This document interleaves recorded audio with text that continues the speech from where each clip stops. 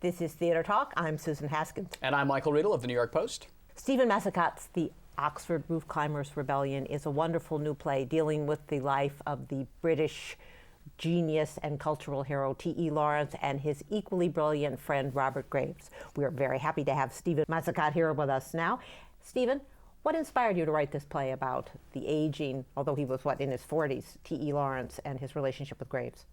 I guess when I was 17 or 18, I saw David Lean's film, Lawrence of Arabia, and up until then, my favorite movie was Star Wars and Rocky.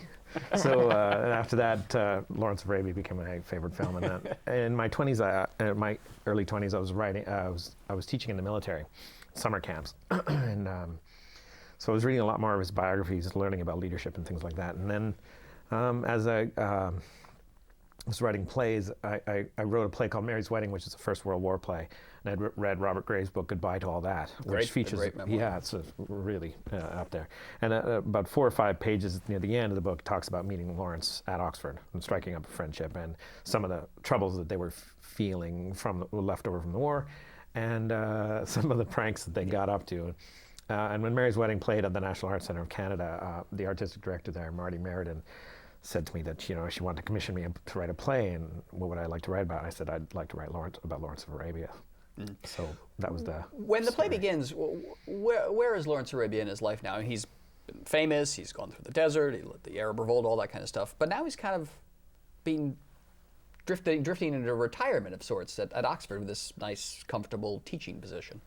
Yeah, he really didn't know what he wanted to do. It's sort of, the play ends up being a sort of sequel to the movie, because the events of the film transpired the war, and then now he doesn't really know what he wants to do with his life, and he's felt that the Arabs were completely betrayed, at the Paris peace talks. Mm-hmm. And he's accepted a 7-year fellowship at All Souls to write his book, The Seven Pillars of Wisdom.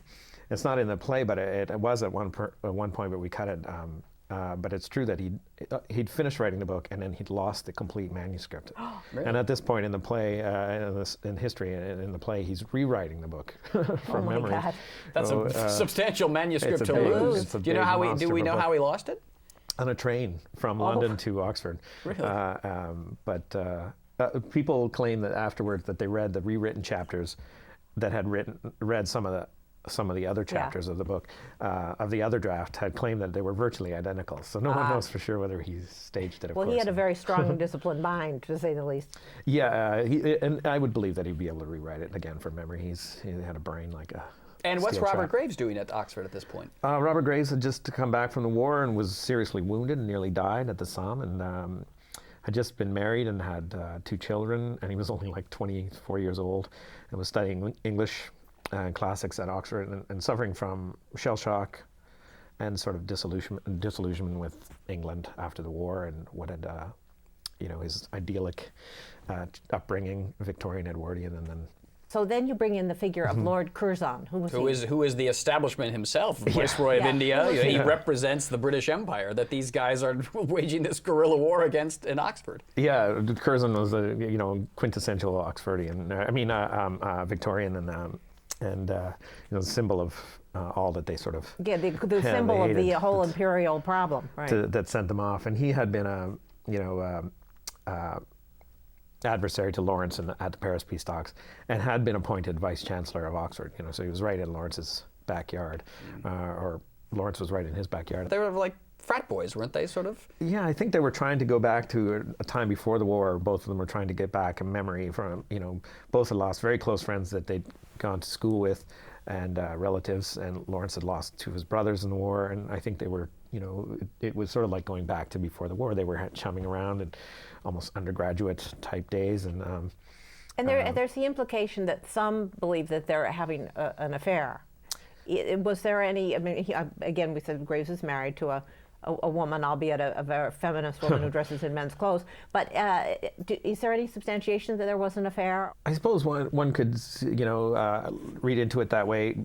Up until then, Graves had a habit of leading on gay men like Siegfried Sassoon and things like this, and dabbling that way, I guess. Nothing really. I guess what I'm concrete. asking was more from the romantic perspective.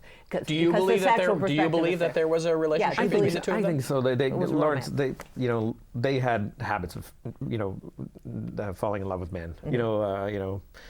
Whether I think it was probably rather innocent, but certainly they fell in infatuation with romantic, each other. yeah. Yeah. Do you think Graves helped write the Seven Pillars of Wisdom? Yeah, he did. He did. Which is do an some unreadable proofing. book now, by the way, I think. It's pretty. It's even for a real Dance. Lawrence fan, it's a heavy read. But Graves did have a hand in the writing of it. Yeah, he did do some editing and proofing for him. Lawrence proofed a lot of Robert's poems, and Lawrence gave Graves the right to write the first official biography of Lawrence, which was Lawrence and the Arabs, which made Graves a lot of money until he wrote I, Claudius down the road. Why was Lawrence held in such high, I mean, he was like a rock star in England before he passed away, 1935? Well, it's hard to say because, for the most part, his efforts in the Middle East had largely been failures. They were in the dream. They were in the dream rather than. But I think it captured a very romantic ideal. And an American journalist by the name of Lowell Thomas.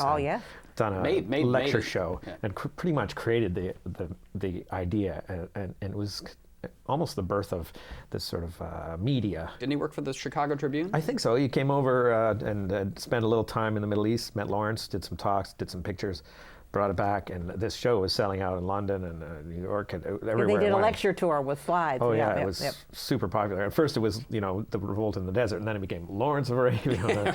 And did Lawrence of Arabia, did he love this? Did he love this attention? And then did he begin to believe his own myth? I think he had a real hard time with the myth versus himself, and trying to keep those things together. Eventually, he died as officially named Shaw. He changed his name, so he wasn't Lawrence anymore. Because he loved Shaw. George Bernard Shaw. Yeah, But he was a great friend of Shaw, and he changed his name to Shaw. Well, and they said he changed his name because Lawrence had been illegitimate, and he had changed his name several times throughout his life. He thought he wanted to pick his own name and get away from Lawrence of Arabia as much as he could. But he was utterly fascinated with it. He would go to the show many times. When Shaw wrote a play called Too True to Be Good, it has a character called Private Meeks in it, which is based on Lawrence. Lawrence went to see the show many times and then wrote Shaw 9 pages of notes as to how to improve the character. improve his character. So he had this Shaw coined this phrase about him that Lawrence had a knack for backing into the limelight. So every time he tried to escape the attention, he was walking right back into it. He seemed to court it. The larger issue of this play, of course, is this disillusionment with empire building. And not too hard to see the parallel with what's the United States, as some people say we're doing in the Middle East. But is empire coming from the democratic West always a bad thing? I mean, the legacy of the British Empire is a mixed legacy. Mm-hmm. Would you agree? Yeah, it's tough now, and this is happening in England now. That imperialism is being taught in its positive lights as well as its a negative light. That a lot of countries their infrastructure was built by imperialism, and democracy was first brought there, and roads and all manner of things were created by.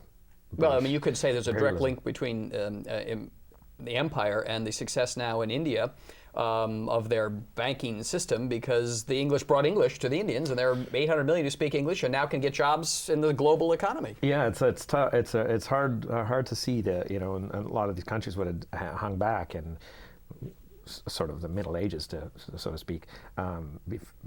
The British Empire did bring them into the 20th century, and then it's like a child growing up, really, and then then doesn't want anything to do with the parents after a certain point. Do you think Graves and Lawrence were ambivalent about empire ultimately as well, or were they just at this point totally against it, and they saw the evils that it caused?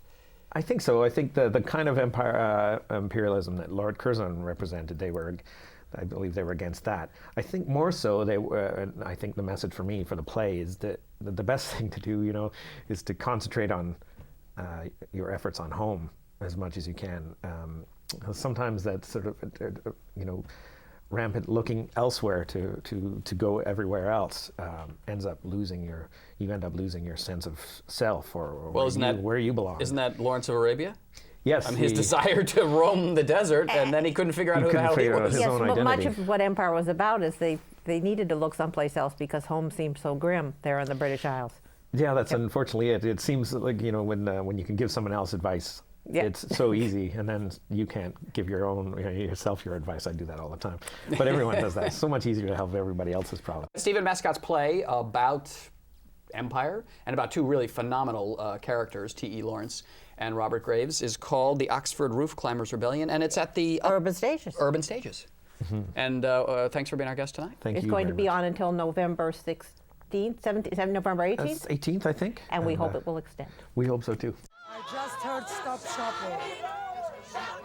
Isn't it stop shopping, he's saying? I wish I should have heard this before. Give a gift out of love this season. I think it's excellent. It brings out a message of why people are so much into consumerism, and that we should really realize what is the true meaning of Christmas. What would Jesus buy? I don't think he'd buy anything in a Staples. The holidays are looming, and it's time for America to stop compulsive shopping. That's the message of the provocative new documentary, What Would Jesus Buy?, starring Reverend Billy and the Church of Stop Shopping. We're very pleased to be joined tonight by Reverend Billy's alter ego performance artist Bill Talen and the producer director of the Church of Stop Shopping, Savitri D. Welcome to Theater Talk. Thank you. Amen, hallelujah. Now, hallelujah, She got Bill. through that. When I first met you, I got through it. When I first met you, you were a lowly performance artist in Hell's Kitchen, just doing all kinds of provocative political things, and suddenly you found religion and became Reverend Billy. What happened there? I don't remember feeling lowly. I was. No, but you were. I wouldn't say lowly, but I you was were. an egomaniac. You weren't a religious figure. You're an actor. You were an actor. Now, you're a political activist and the star of a major documentary. Amen. What happened? The Disneyfying of Times Square, as I remember the beginning. I lived in Hell's Kitchen at the time. I was watching powerless people, people of color, vendors, people with small shops, just powerless people. Do you remember? Rudy was just arresting people. And the Disney lawyers were everywhere. Suing people, settling out of court, just hustling the people that had been there decades to the wings. And in came Mickey Mouse. And I asked myself, who's shouting about this? Who's speaking up about what's happening to the Great White Way? And I decided it wasn't the Broadway theater. I decided it was the sidewalk theater, especially the preachers. Not that I agreed with what they were saying, but they were shouting. And they had a powerful technique.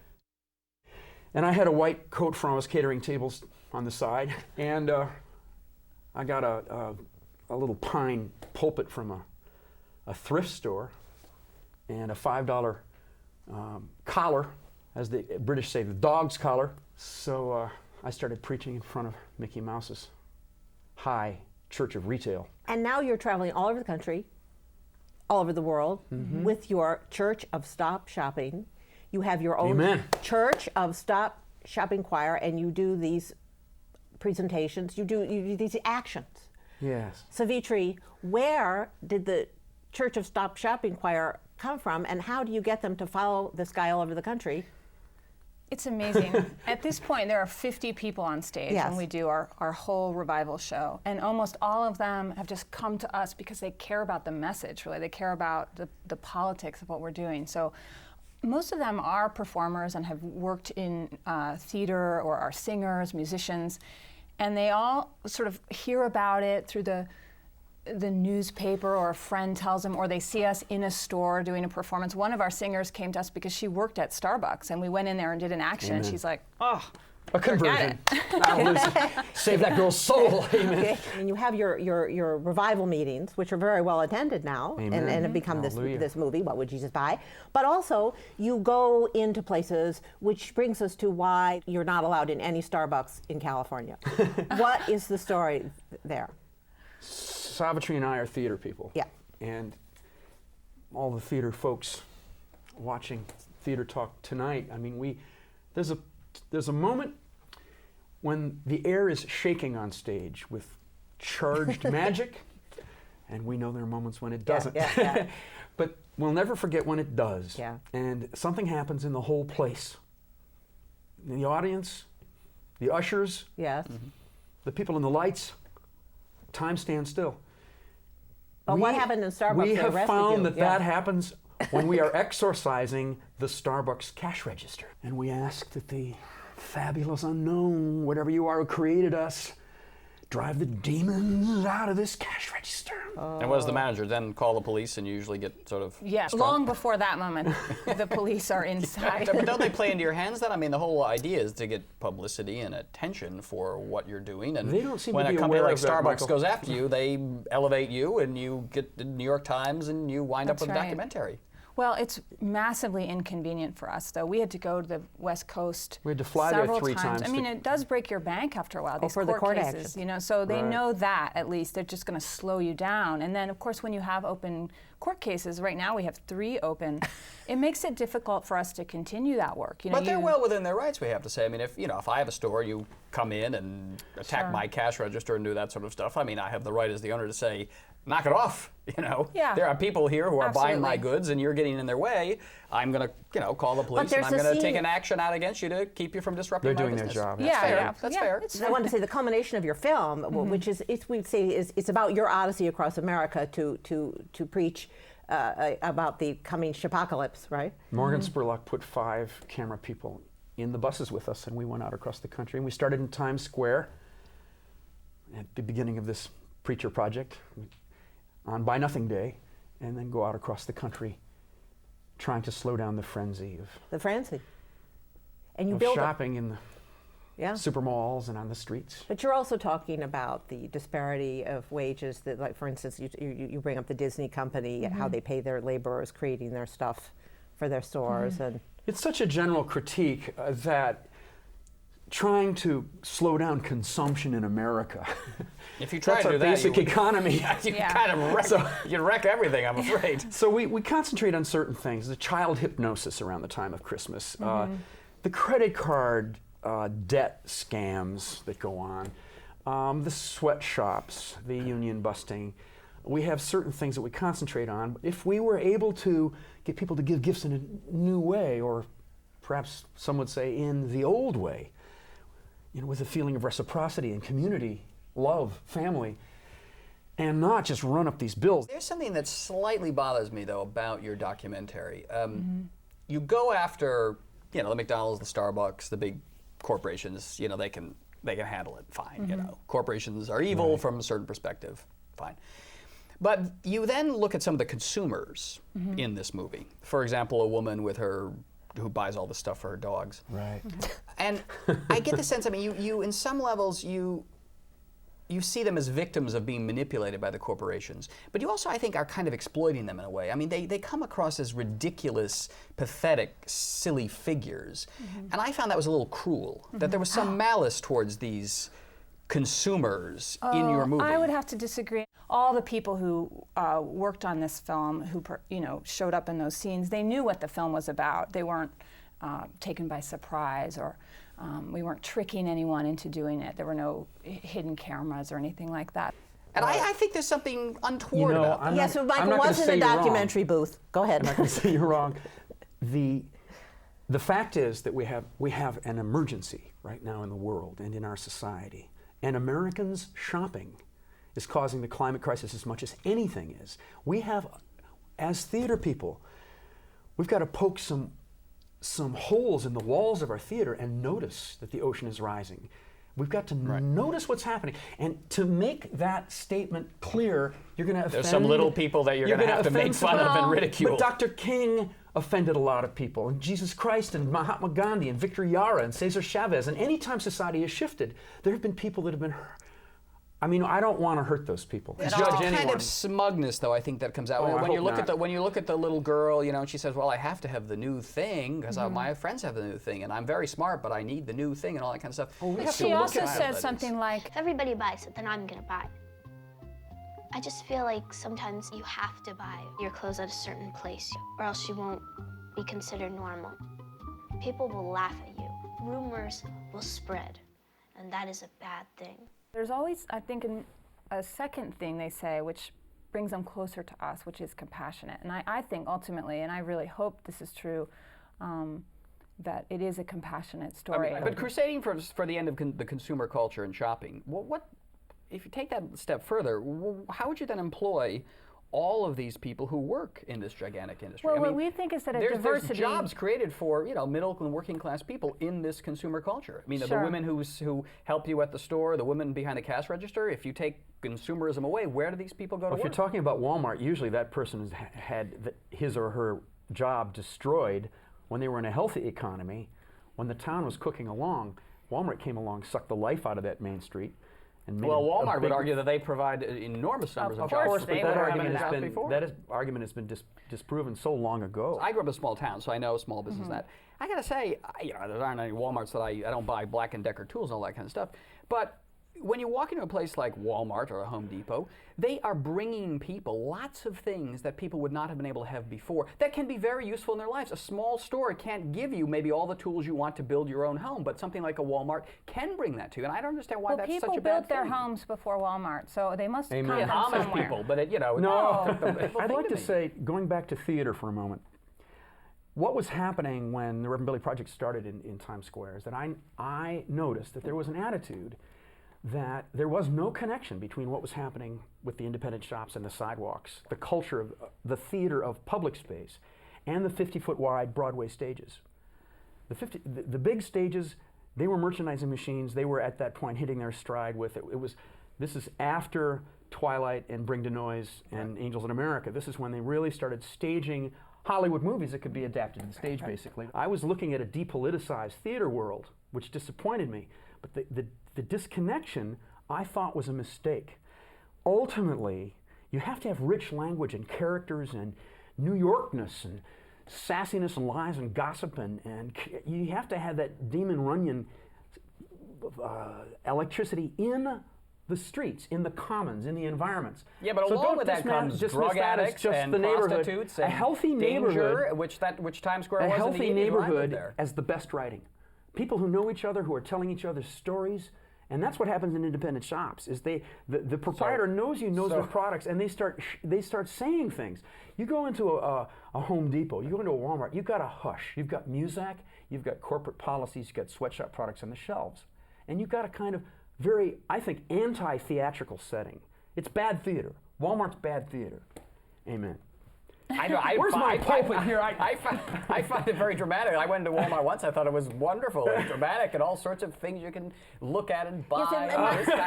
This is an interesting time to go about Times Square. And yes, I agree with you. It's lost some of its character. But on the other hand, it was a dangerous, seedy, awful place. So what do you say? That I should be happy that I should accept the fact that I could be mugged walking through Times Square in exchange for the fact that there's some vibrant street art going around. Well, as Fran Lebowitz said, I didn't know that Broadway was for 11-year-old people from Iowa. Well, but things change though, and maybe Broadway's become for it. But you have clearly found an outlet for your kind of theater somewhere else. We have to defend the neighborhoods that are still alive in New York, and there are a lot of them that are still healthy. But if they all go the way of Times Square, the town will just die. That's right. It'll be very clean. Ultimately, the arts and theater will suffer. Speaking of Disney, the culmination of your film, you go to Disneyland and do a stage in action on Christmas Day. You all sneak in, then come in and bring out your choir robes, and you start to preach about the shopacalypse. But the thing I was struck by at Disneyland are these weary-looking, freaked-out kids, and obviously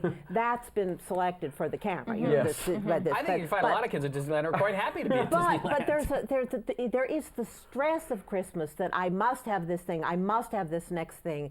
That you really do show how the consumer culture is so damaging to the psyche and soul of people, children, and that's what you are talking about almost as a true, although you're a bogus religious figure. Will you come to our next revival?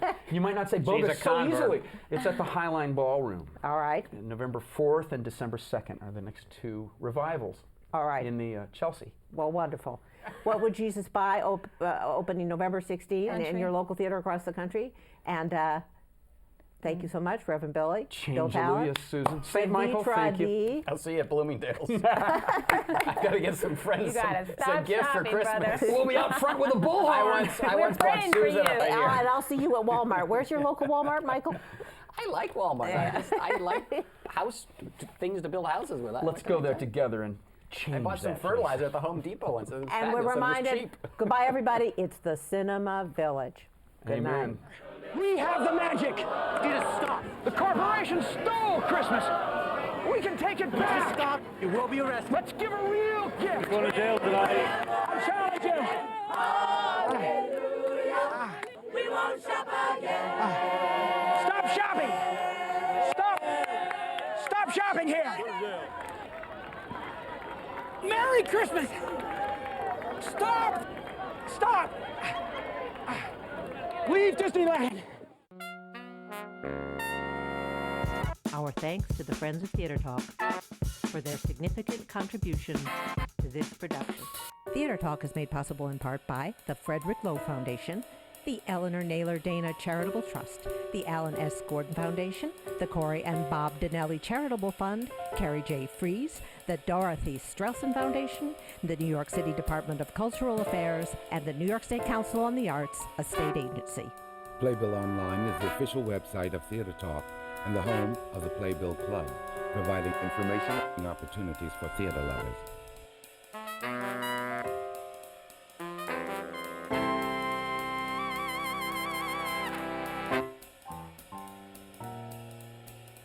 We welcome your questions or comments for Theater Talk. Thank you and good night.